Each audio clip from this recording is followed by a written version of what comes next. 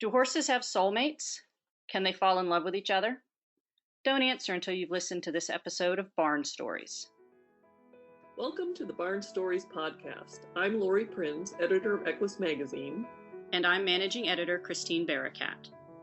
This podcast features our favorite essays and articles published in Equus over the past 40 years. Although Equus is known for articles on horse care and veterinary research, our editorial mission has always been guided by the bond that exists between horses and people. And each issue has featured a real-life story that celebrates how horses enrich our lives and touch our hearts. We've searched our archives, chosen the stories that resonated with our readers, and given them new life in this audio format. Longtime subscribers may recognize some of their favorite pieces. And if you're new to the Equus community, these stories will confirm that no matter what sort of saddle you sit in, a deep emotional connection to horses is something we all share. I feel like we need to warn everyone about the story in this episode. It's heartbreaking. It's a tale of a special relationship between two horses, Bodie and Mouse, that ends abruptly. I remember thinking it was sad when we published it years ago, but listening to it read aloud delivered an even more powerful emotional punch. This story touches the heart, that's for sure, but it's more bittersweet than sad, really. The fact that Bodie and Mouse found each other, even for only a short time, is wonderful, and I think the author does a nice job of conveying a sentiment that we can all relate to, the satisfaction that comes when you know your horses and the people in your life are comfortable and happy. Whether you find it sweet or sad or both, this story will touch your heart. So grab yourself a box of tissues and settle in as we listen to Love Story, written by Jane Palmer and read by Taylor Autumn.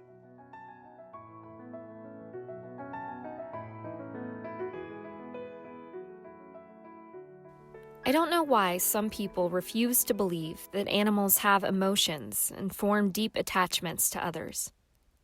I've witnessed this phenomenon firsthand in my own animals many times over the years. I know they experience real love and consequently miss their friends and mates when they are separated. One of the best examples of this was Bodie and Mouse. It started when my husband, Nate, suggested I get another horse. Our finances were tight, so I couldn't just go buy one.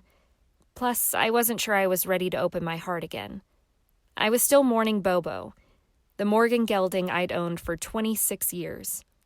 When Bobo died, I felt like I'd been cut loose from my anchor and was adrift in sadness and loss. I stayed away from horses for 5 years, but Nate recognized that I was missing more than just my horse. I had lost a lifestyle.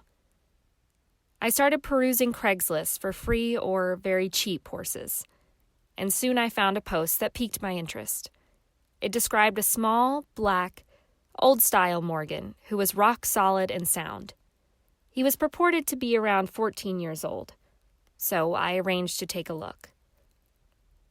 It was not love at first sight. He was pretty enough and responsive to cues, but overall he seemed dull and aloof. His owner assured me the gelding would be content to be alone on our farm. He had been a rescue before she got him, and she said he hated other horses.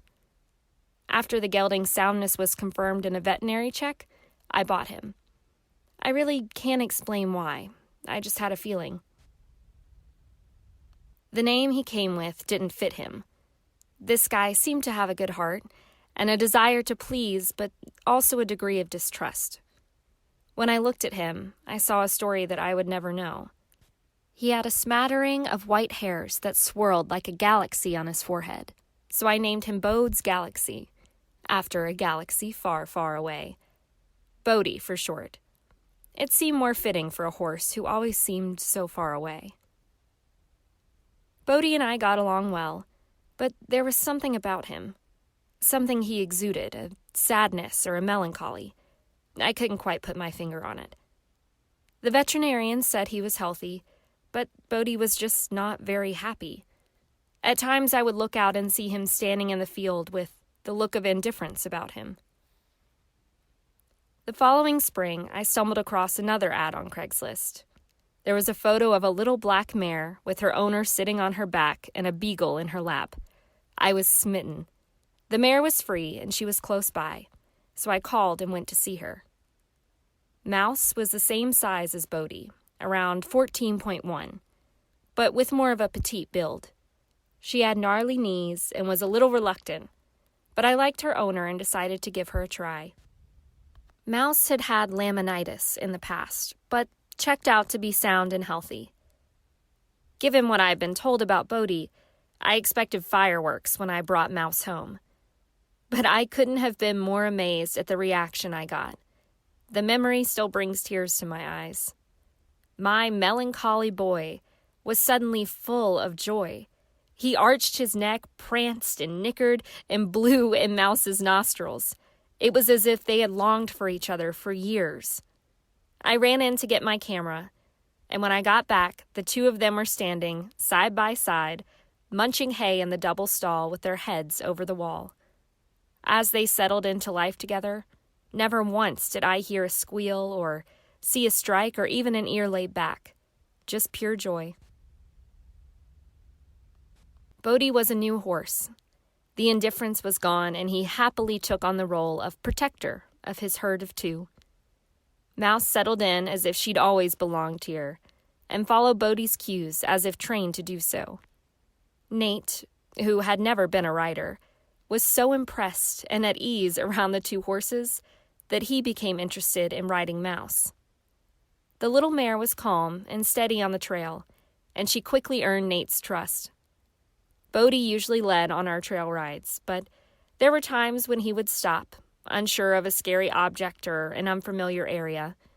Then Mouse would trudge ahead, as if to reassure her mate that she had his back as well. We had 2 lovely summers of harmony and bliss in the barn and on the trails. We developed a routine where the 4 of us would take short rides to the back of our property and canter around a hayfield. The horses were so in tune with each other, it was as if Nate and I were just along for the ride. Our dream ended one morning when Bodie colicked. The veterinarian came, and we spent a very long day and into the evening trying to ease his pain. When it was clear our efforts were not going to work, we decided to mortgage the farm if we had to, and we loaded Bodie up into a borrowed trailer and drove him to a large animal hospital about an hour away. Things did not go well, and by the next morning we had to make the difficult decision to end his pain. The veterinarian told us that Bodie was probably a lot older than we'd thought, but then 14 had never been more than a fair guess. Bodie had nickered quietly to Mouse as he walked into the trailer, leaving her forever, and she whinnied loudly in return. Perhaps they knew it was the last time they would see each other. Perhaps they didn't. Either way, life on the farm took an abrupt turn, and grief settled over all of us. We still have Mouse. She has a new pasture mate now, another Morgan gelding, but there is no affection between them. Their relationship is one of tolerance and routine, not love. Now Mouse has that melancholy air about her, the same one that Bodie had when he first arrived. I wish their relationship had lasted longer, but I am grateful for the time that Bodie and Mouse had together. And I am also glad that Bodie had a few good years of peace and happiness at the end of his long life. He was a good soul who seemed to want nothing more than to have a mate to take care of and cherish. I am glad he finally got what he deserved, at least for a little while. Have you read Equus magazine? Written by people who care about horses for people who care for horses, Equus reports on the latest veterinary research and tells you what it means for your horse's health.